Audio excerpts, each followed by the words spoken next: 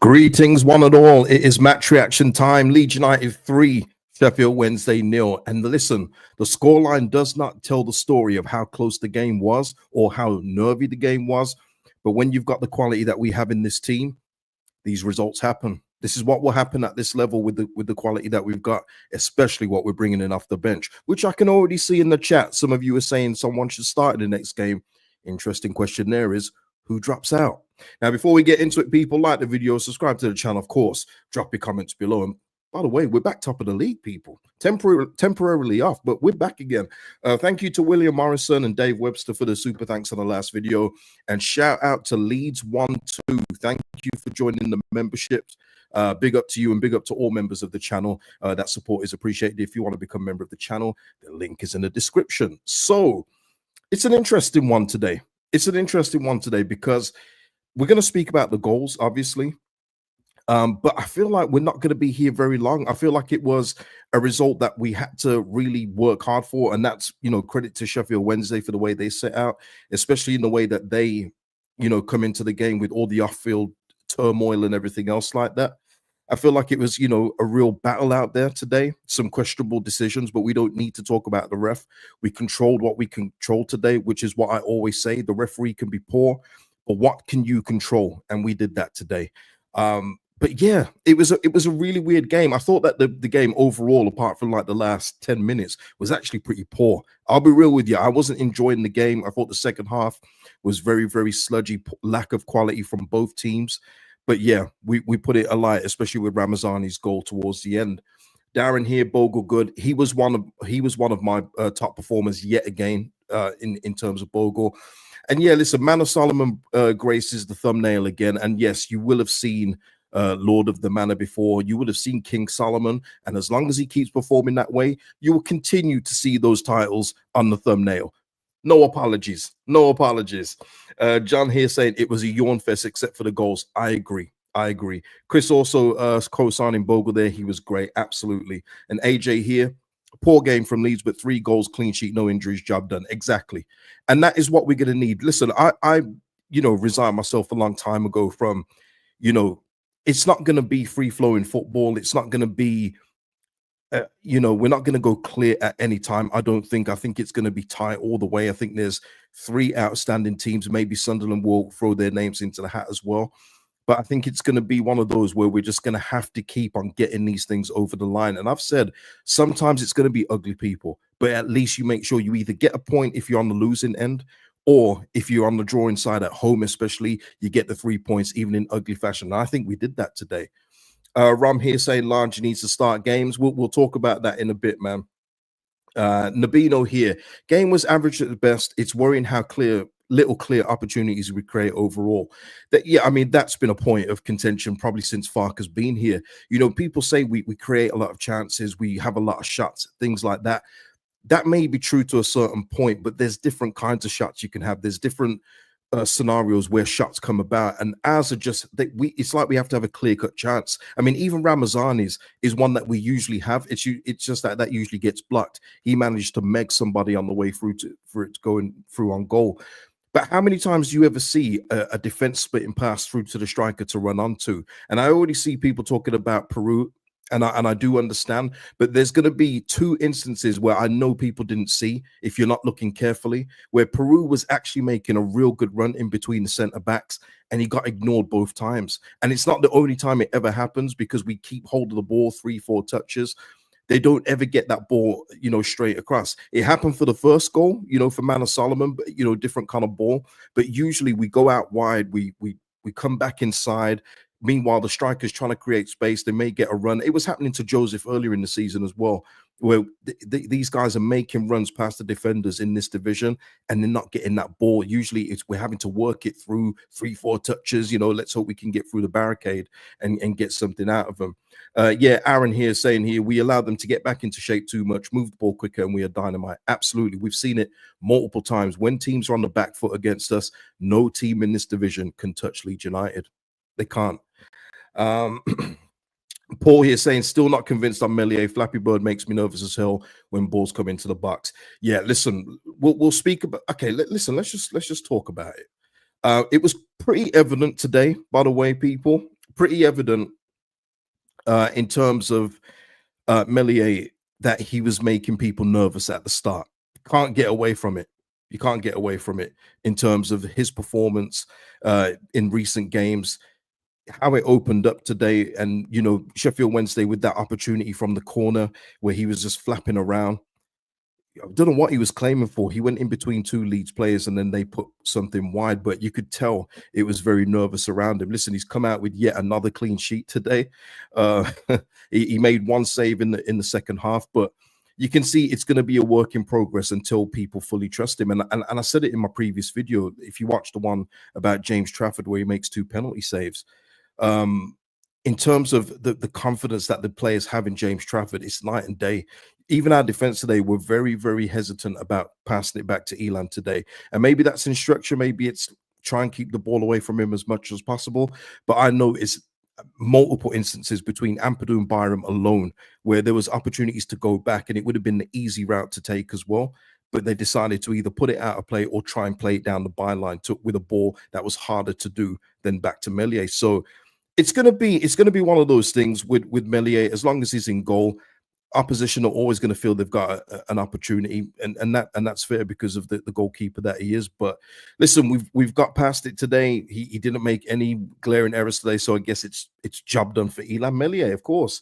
Yeah, Darren here. Melier was poor against corners. He's got zero presence. Yeah, he's got none. He just looks nervous. That's the thing with him. It's all right if you're out of confidence, if you're not the best keeper, but he actually looks like he exudes nerves. So it's one of those though. But let's go on to some good performances, because I thought Ampadu, him going back into centre back today, especially in the first half, some great recovery tackles by Ethan. So as long as Strout's out, but we still, by the way, just saying here, need a centre back. Don't slack off that. Keep Ampadu back in midfield, please, because he just works and operates better there. But I thought Ampadu made a couple of real good recovery tackles, one against Windass in particular. I think if Windass had taken his chance a little bit earlier, he would have given Melier something to think about, but he took another extra touch and Ampadu got back beautifully. Thought Byram had a good game defensively too, but as we know with Byram, it is more about the defensive work rather than when he goes forward. I thought he did fine, but for me, Bogle was the overall best defender that we had today. Going forward and getting back, I thought he was terrific, and it's been the story of Jayden Bogle over the last few months. So yeah, Jayden once again excelling. He's got himself real comfortable at this level. You can see all the cobwebs have been shaken after conceding 100 goals last season. He's looking like the Jayden Bogle of previous times. What we saying here, Michael here adding a couple of names here: Solomon, Bogle, Largy, Roden as usual, very good today. Yeah, Joe Roden, yeah. And you know what, that's not a slight on Joe Roden that I didn't mention him. It's just that it's what you expect. And unfortunately, when you become one of those dependable characters where you expect a good performance, it's kind of like you don't mention it. But yeah, Joe Roden was good today as well. So yeah, take nothing away from him. But yeah, it's Solomon, man. I can see the Brendan Aronson chat. We'll get into that. But Solomon and Dan James. Dan James is always going to be a dangerous outlet, but Solomon gives us that extra Premier League class. You can see the way that he plays football now that he's fully fit and everything. He's just a cut above. And it's him right now. Listen, we're going to come probably in about 10 games time where Solomon may come off it a bit. He may fall off a little, but then someone else will come in. It will be Ramazani. It might be Dan James again, who then becomes our top performer. That's the beauty of what we've got in the squad. It's absolutely wonderful. The bench today, absolutely lovely, by the way, absolutely lovely. And that's why I say, and I will maintain this, we don't need to do a lot in this transfer window. We don't. We only need maybe 1 or 2 additions at best. We don't need to do a whole lot of surgery. Our squad is strong. So it's all about just utilizing them and using them when we can get the best out of them. Obviously, not like playing people when they're half injured, which exasperates their injuries. Got to stop that. You know what I mean? So yeah, Solomon, absolutely quality today. And even when the game was getting scrappy, when he got hold of the ball, he was making all the difference, man. Their fullback had a real tough game against him today, real tough. And it's finished today, by the way. It was a good ball by Rothwell in through to Aronson. I thought the goalkeeper did well to handle that. And then Solomon had to watch out because Beadle was about. But then his footwork and his composure was absolutely beautiful to finish that one. And so early, just took the lifted all the nerves off. That was, the trepidation that was in the ground. You could feel it, man. and 1-0, and we're cooking from there because then Sheffield Wednesday, even though they want to defend, they have to come out just that little bit more. You know what I mean? But yeah, Solomon was silky, silky, absolutely. Carl here saying here a bit harsh on Schmidt not getting a run at all today. Yeah, I mean, Carl and everyone else, I know a couple of people said that to me earlier as well about Schmidt, but if it's coming back to the league games, I think he had the wherewithal to put him in against Harrogate, who were at the time fourth from bottom in League Two. But back in the league, he's always going to trust Byram if Junior Firpo doesn't play, and if Max Verber doesn't play, he's always going to trust Sam Byram ahead of Isaac Schmidt. I think that's been pretty clear all season long. I don't know actually. Did Schmidt even get on the pitch there? I'll have a look in a second. I can scroll down. What am I doing? Asking like I can't see. No, Schmidt didn't get no minutes today, and I know that they're monitoring Max Verber's knee. So yeah, Isaac Schmidt, he's going to continue to get charity minutes, if that, until the end of the season. That's just the way it is until Danny Farker sees something different in him where he feels like he can trust him a little bit more on the defensive side. A couple super chats here. Mr. P in the house. Shout out to you, Mr. P. We got there in the end, although heart in mouth too often in this game. Clash on through in the end with Solomon, Ramazani, and Tanaka. Absolutely. Sai now. Shout out to you, Sai. Great game overall, showing just how much our bench has improved. Still not convinced over Flapper. Still not convinced Flapper is the best we can get in goal. Yeah, he's not the best we can get in goal, but listen, it's one of these things now where it's kind of pointless conversation. I'm not saying Sai's comments pointless. It's not. It's absolutely valid. But Daniel Farker has reaffirmed his commitment to Eli Melee even before this game, kind of repeating what he said in the pre-match press conference. So there's no point talking about it. I wish it into existence. I don't think it's going to happen. You look at James Trafford the other night, even Michael Cooper for Sheffield United, and you think, how are the 49ers and other, our buses not looking at those and going, wow, I feel a lot more comfortable if we had even that kind of goalkeeping in our team. But it's not going to happen. So we're going to have to hope and pray that we can keep on suppressing shots. We can keep the ball away from Meslier and go up this way. It's going to have to be the way it is. James here saying addition by subtraction is in need for this window. Absolutely, yep. Absolutely, yep. Big time. John Knox here saying I wasn't impressed with Rothwell giving the ball away in the 55th minute. Man, that's very specific, John. Yeah, listen, I know Rothwell was heavily involved in the first goal, but I don't think he had a real good game today. There was a lot of sloppy passes, not just in the 55th minute, as John points out here. And that's why, for me, I do feel if you can get a centre back in that can partner Roden, get Ampadu back in midfield so you can even release Tanaka to do even more going forward, then that would be the ideal thing for me. And then you just think Rothwell will be there for rotation and he'll be on the bench. I mean, that's just how strong your bench is then, because he's been good for us, Rothwell. Not saying he hasn't, but yeah, I understand what you're saying here. Aronson, he's had a few mentions here, and Richard also adds rest Aronson to start Ramazani against Norwich. And yep, Norwich is on Wednesday, is it, people? So we got a midweek game at home against Norwich before a doozy away to Burnley. That should be interesting or boring. One of the two, both managers' style. And also as well, speaking of Aronson, he did go off injured. I wonder how long he's out for. Maybe Aronson will sit out the next one, precautionary. Or knowing Danny Farke would tell him to wrap it up and go and play. But nah, he may miss the next one. But yeah, I do understand what people are saying about Brendan today. There was a few times today where Brendan could have released the ball a little bit quicker today. Didn't happen. And he didn't get his moment of the game where he comes up with a goal or nothing today. So overall, it wasn't the greatest performance from Brendan. But overall, not this match aside, he's been a good player for us this season. He's been really good, popping up in moments, getting us winning goals. But yeah, it wasn't his day today, and I can admit that, no problem. Yeah. And Chris is saying 2 out of 11 under par performers isn't a bad day at the office. Exactly. And it's one of those things, Chris, where people, they can't separate the two. They think that if we lose a game, then everyone's played poorly, or if we win, everyone's played well. That's not true with a lot of things in team sports. But yeah, you can get away with 2 average performances when the rest of the team is cooking, especially with the quality that we do have. Michael saying here, Farker wants to see broken limbs before he rests you. Tremendous, man. Jim here saying here, bit of a nulled out game happens, came through in the end. Absolutely. And listen, people, the main part, where is it? Where's the table gone? the main part here is we're back top. I mean, it was obvious Sheffield United was going to win the game yesterday. I think they're about to seal two deals with Tom Cannon and Ben Brereton Diaz. I think they're finally going to get that one over the line. But what I say to people is they're trying to get up to the level of Leeds United when it comes to options in their squad. They're not there. You know, they've got a good team, especially when they've got their best 11 out, but they've had injuries, and two of those injuries a season long. One for Arblaster, who's their player, and one for that big centre back Suter, who had to go back to Leicester. So they're having to build up to us. And I've said before, Tom Cannon, I could regret this. This could be clippable, but that don't scare me. Tom Cannon don't scare me. You know what I mean? He's going to be another good option for Sheffield United, but he's not one where I go, oh, that's it. They're going to win the league now. Sunderland signing of Enzo Lefebvre makes me think that's a good option to have, especially if they don't lose any players. But we just have to concentrate on ourselves. And as long as we do what we should be doing in this division, we will finish in the top two, people. Absolutely. What was that there? What are we saying here? Oh, Chris in the house. Shout out to you, Cage. Chris, sorry. The cracks are well and truly getting covered again. Bjorn saying, yo, Cage, you love you, man. Love you too, Bjorn.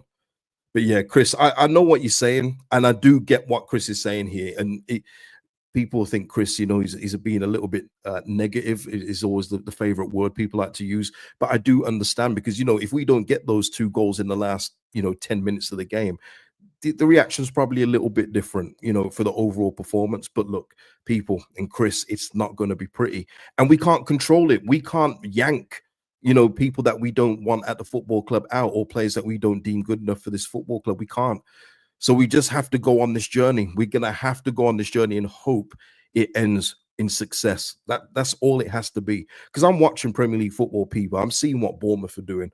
I'm seeing what other clubs are doing, Forest and everyone else. I'm thinking, we should be in this division. We should be in the Premier League. This football club, it should be the Premier League. I know we need to earn our way there. We absolutely do. But when you're hearing, like, what was it? Bournemouth reached 34 points in the game yesterday.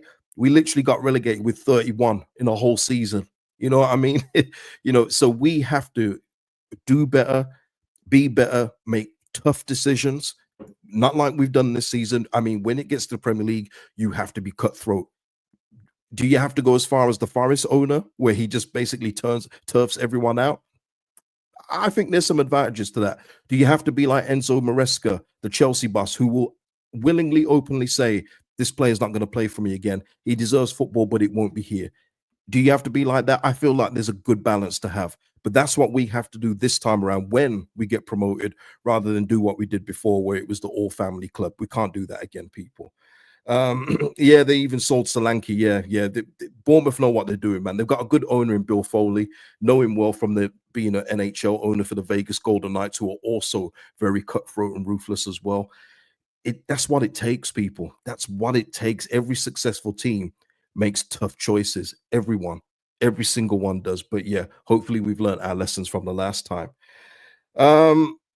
Allison here saying largely is quality. Also, Joseph held the ball up well. Yeah, it was scrappy by the time Joseph and everyone, came on. The game was coming to and fro. But yeah, he did what he had to do well. Joseph will tell you himself, man, he wants to score goals. But what he's not going to do, and I think he said it recently in an open publication, is he's not going to let his head drop. He's going to keep going. He's going to keep going until he does net that one. And once he does get one, people, the goals will flow. I'm very confident about that. But yeah, Allison saying Largy here.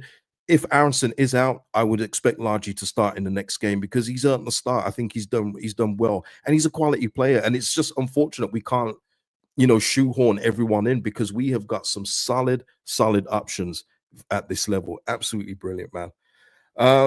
So yeah, listen, I don't think there's anything else from the game, people. I know it was a 3-0 win. It sounds emphatic, but it was a tough game. And listen, shout out to Sheffield Wednesday as well, by the way. Let me just say, Barry Bannon in particular. I know Barry Bannon's like 35 years old now, but he may not have the legs, but his range of passing is still there. And I think at any level below Premier League, I think he's an asset for anyone. Still got the range, still got a good long shot on him as well when he releases it. Good stuff, man. Good stuff from Barry Bannon, man. Let me just say. Yeah, and by the way, Tanaka 2 goals. Sorry, how can I forget? Tanaka 2 goals in 2 games now for the central midfielder. Love to see it. Nice finish as well. By the way, very nice finish. And that's what I'm saying with Tanaka. I think there's even more to come from him, especially if you allow Ampadu to partner in ways. Ampadu's doing the defensive work, and Tanaka can just concentrate on being a creator or going forward with his late runs. I think there's more to come from Tanaka in that way when we release him. Yeah, he is there Iniesta.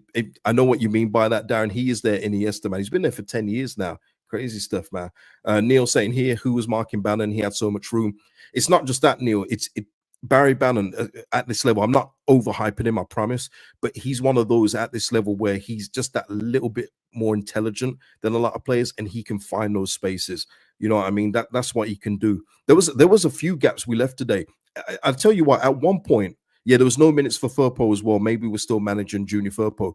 There was one point in the first half where we had, because the ball kept on going over to the right-hand side, we had Byram over there, we had Bogle, Solomon was over there as well with DJ. And I couldn't see the other half of the pitch. Maybe people that went to the game could tell me who was over on the left-hand side at one point. Everything was over on the right for this one playing game. I thought, whoa, if we get broke on, this could be very risky. But you could see Jaden Bogle was hanging back. You could see Ampadu, but our left side must have been like a ghost town. It was crazy stuff. Crazy. JTEX here saying KG, who's that KG? Remind us to hit the like. I almost forgot. Yes, okay, please, people, if you haven't already, please hit a like on the video. It really does help out the channel, and it's free to do. And if you haven't subscribed, subscribe. What are you waiting for? Let's go. Deshaun saying, still can't believe I'm seeing Ban in 2025. At this level, Deshaun, it's acceptable, and if you saw him in the Prem, you'd be questioning things, wouldn't you? Shelley here saying, I think it was Sam Byram on his own year. Maybe Byram wasn't there. Maybe it was someone else. Maybe it could have been Tanaka with the 20 thing on his back. But yeah, it was overloaded on the right hand side. But at least you saw what I was talking about, Shelley. Fab here saying Gruev was okay. Yeah, listen, Gruev, I think it's a bonus we've got him back. Before we finish, Pete, I'm just saying, I think it's a bonus we've got Gruev back so early. I thought with his injury, he was going to have setback after a possible setback with the way that it was. But he's come back early, man, and he's got a couple of games in, getting some minutes under his belt, and he becomes another viable option for an already stacked midfield. You know what I mean? And shout out to Charlie Crew, gone out on loan to Doncaster, already played for them already. It's the right decision. Get him men's first team football and continue his development there. And listen here, Michael just finishing up here. Leeds United plus 32 compared to nearest rivals Burnley plus 22, which is like an extra point. Absolutely is. It is an extra point. Goal difference is massive. And listen, Burnley, this is why I say when we do play Burnley, and this is like over a week away, this could be one of the most boring games in the history of the Championship. We're going to build it up because it's Burnley versus Leeds, but both teams don't allow a lot of shots. Both teams play slow, plodding football. Both teams like to pass it around before they make a move up front. I think it could probably be one of the worst watches we ever see. Or now I've said that, it could be a 3-3 thriller. Of course, you know how it goes. But yeah, listen, as long as we keep scoring goals the way we have, and we've got goals from all different avenues. Once again today, our winger, 2 wingers, central midfielder, it's beautiful to see. And sometimes when it's not them, it's our centre back that will get one. So yeah, we're going well. We're going well, man. Buendia possible. JTEX here, Buendia, and I've seen this already, and I think this is because Aston Villa have made Emi Buendia available for loan. I don't think he's going to come down to the Championship. I think that he's going to go elsewhere. I think he's got interest out in Argentina as well. I think that there's an Argentinian club looking at him. But I think with Emi Buendia, he wants to play first team football. That's his main aim. If Daniel Farker speaks to him, they've worked together before, they've got a working relationship. If he enjoyed it that much, is he willing to come down to the Championship? I think it's highly unlikely. But we've already seen, like with Enzo Lefebvre and Reggie Lebriste, he's only gone to Sunderland because his old coach is there. That can happen. We've seen it before. I just think Buendia, I think there's going to be other teams in higher leagues that will give him first team football, and that will be more appealing to him because he doesn't want to come down to the Championship. I can tell you that he does not want to play Championship football. And some would then say, well, if he's not that committed, why bring him in? But if you can bring in an Emi Buendia, oh, you're going to do it. You know what I mean? You're going to do it all right. But I doubt it. But listen, if there's any more noise, if there's any rumors that he's even interested in coming this way, of course, we will talk about it in future videos, 100%. Yeah. Hyru, thank you for that. It is. It's River Plate. Yeah, it's absolutely. Yeah, it's River Plate that's interested in Buendia, which I could definitely see happening. So, people, that is it for the video, man. I hope you've enjoyed the show. I've enjoyed the result today. Back on top, Leeds United. They're 3-0 against Sheffield Wednesday. Like the video before you go, and I'll see you in the next one, people. Peace out.